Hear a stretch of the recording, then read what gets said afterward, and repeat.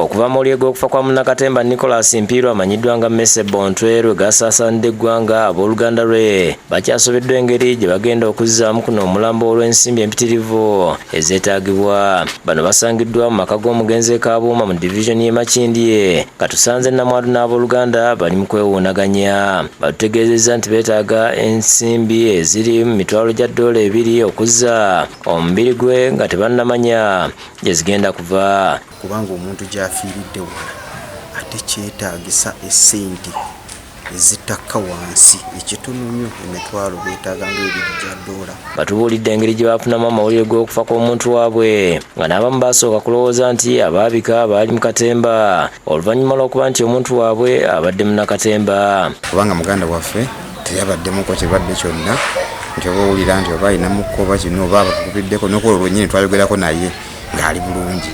Wabula okukeera ku makya nga tuwulira amawulire malala nti afudde.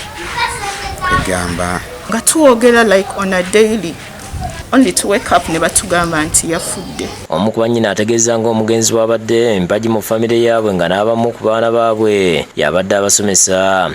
Abadde atuyamba nga baganda. Ayambye abaana baffe kati nganze abaana bange Mwari Silent ali ku masters ku civil engineering.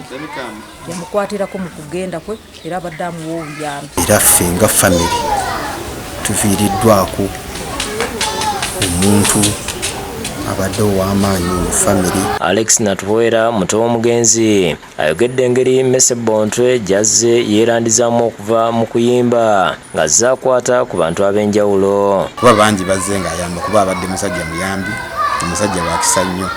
Bangi baleze ffenna tuyiseeko mu ngalo ze era atuleze. Akowodde ab'emikwano okubakwasizaako okulaba ng'omulambo gukomezebwawo. Tukubira omulanga abantu bonna abamanyi Mese, abayimbi banne be yayimbanga nabo bayimbye nabo, abantu bonna ababadde mu comedy industry bakoze nabo, nga tukkiriza nti nga twekutte wamu abamanyi Mese abakola ki ne tugatta tusobola okulaba nti tukungaanya omulambo gwa Mese ne gukomawo bulungi. Omugenzi y'omu ku batandika ekibiina kya Malula Family nga kyalimu omugenzi Padde Bitama, omugenzi Kadoma n'abalala okulya Motyo mu balanguzi ng'ono y'omu ku bakyaliwo. David Sekayombya yakusekedde Gweno ku Lwabukedde TV.